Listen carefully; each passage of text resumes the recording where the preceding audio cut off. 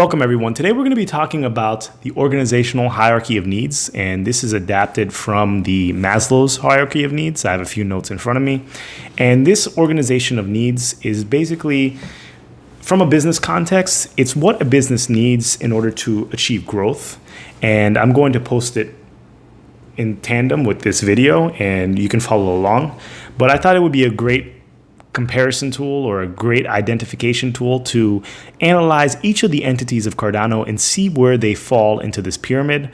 The premise of the pyramid is at the base level of the pyramid, you have the most broad needs for a company. And as you go towards the apex, the company grows until you reach the top, and that's maximum growth.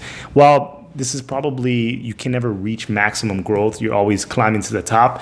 But the top triangle on the top of the pyramid, the apex of the pyramid, is where a business should aspire to be. So I'm going to be using all three entities, IOHK, AMGO, and the Cardano Foundation, and I'm going to see where they fit into this hierarchy of needs. And please feel free to drop comments down below.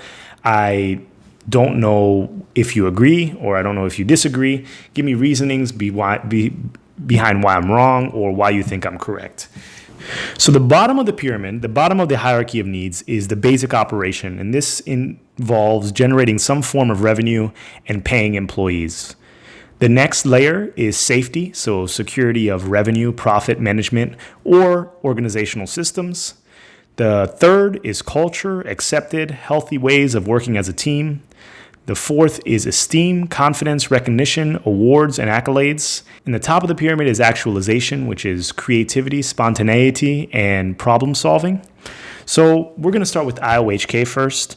So I think that IOHK definitely achieves the bottom of the hierarchy of needs, the basic operation, and it's because they have generated some form of revenue and are paying employees. I believe that they have close to 200 employees, might be between 180 and 200. IOHK, AMGO, and the foundation, they had a very successful ICO when they were raising funds for Cardano, and they generated a lot of revenue, and this is what's funneling a majority of the action today. And I'm sure that IOHK has revenue streams from elsewhere. We don't know because they're a private company, but they definitely achieved the basic operation. So that's the anxiety tension stage, and they achieved that. So the next one is safety, security of revenue, profit management, and organizational systems. And I think that they definitely accomplished this as well. They do have revenue, they do have profit, and they definitely do have some sort of organizational scheme behind their employees and their task force. If you go on the IOHK team website, they have various different teams working on various different aspects of Cardano and other projects. So that's considered a success. With 188 employees, they're probably burning, well, I wouldn't say burning, but probably spending between $1 and $2 million a month just on salary and other business expenses. So next of the hierarchy of needs is the culture. So that's accepted, healthy ways of working as a team. And this is a little difficult to ascertain because, first of all, they're a private company and no one has access to how they're working as a team other than IOHK employees themselves, but their turnover rate is pretty low. I mean, there have been employees that have left, but it's not necessarily a mass exodus of employees, and people are generally very excited to work there. So I think that they surpassed that. And the fourth pillar, or the fourth tier of the pyramid of the hierarchy of needs, is esteem. And that's confidence, recognition, awards, and accolades. And I'm not speaking about the trolls that don't like the Cardano project, but a lot of people are very confident in the project. They have been recognized. I mean, all the papers that they've written, people have used that for citations, and they've used it in their own papers for different projects. They have over 40 papers, and they definitely have some employees that have presented at conferences and Philip Wadler. So they have a lot of people that are very highly esteemed. And so they have Duncan Coots and everyone that is all the way up there. And the last part of the hierarchy of needs is actualization, creativity, spontaneity, and problem solving.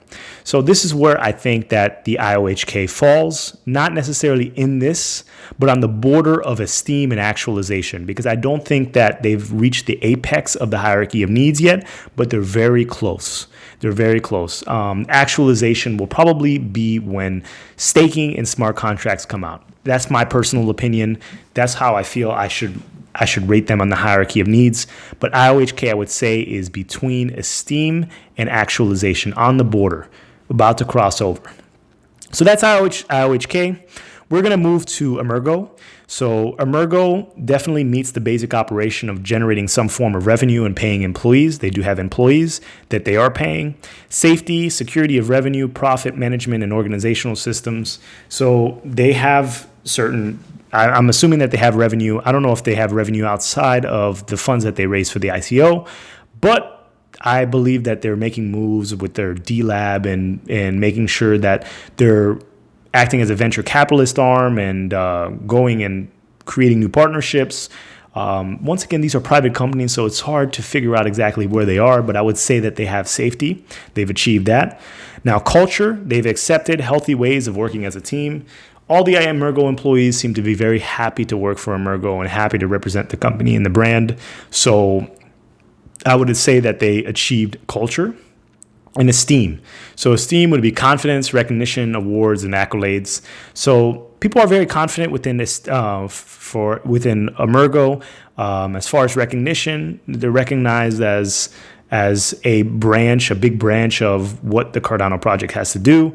I mean, they have their Yoroi wallet, which I would consider an accolade, an award, but I think AMGO falls there. So I think that they fall at the bottom of this esteem category. They still have a little bit of work to do in order to increase their confidence, recognition, awards, and accolades within the community. So I would say that they fall on the bottom of this esteem, which is still very high, and they're growing as a company. But IOHK is towards the top of that esteem hierarchy. And then the last is the Cardano Foundation. So the Cardano Foundation had the basic operation was generating some form of revenue and paying employees. They do have that, check. Safety, security of revenue, profit management, or organizational systems. I believe that they have that as well. I believe that even though they may not be generating some sort of revenue, but if you look at the distribution, I believe the Cardano Foundation from the initial pre-sale of Cardano has around 7,168 BTC, which is a staggering amount of money. I mean, it's like 9 figures almost. So, yeah, I think they have quite a lot of revenue from that particular time. So I don't know how long that's going to last. I'm sure it's probably going to last a very long time. And yeah, that's a lot of money. And just an FYI, Cardano, they raised over 106,000 BTC. So that's why all the entities are probably so solvent right now, and they're so liquid. They have a lot of liquidity, and they don't need to touch ADA because they receive so much BTC from the pre-sale. 106,000. I mean, at the peak of the $20,000 BTC run, that's over $2 billion. That is amazing, incredible. So, and we know the wallets of the Cardano Foundation and IOHK. So we know that they haven't spent any of their ADA. They're just spending their BTC. We're not so sure about AMGO, but who knows? It's up to them whether they publish their wallet or not. So they're in the middle of the culture. And I don't think that the Cardano Foundation is in the esteem category. I think they're in the middle of the culture because the confidence in the Cardano Foundation it has improved since the Parsons era, but it still needs more improvement, and they need more recognition and awards and accolades. So every entity in the working on the Cardano project fits on this hierarchy of needs. Where do you think each entity fits in? Do you think that I did a good job categorizing each company? Or each foundation. So what do you think? What do you think about this, using this in the future? And once again, these are private companies, so it's just a guessing game. I don't know. And yeah, let me know what you think. Until the next video. Thank you. Bye.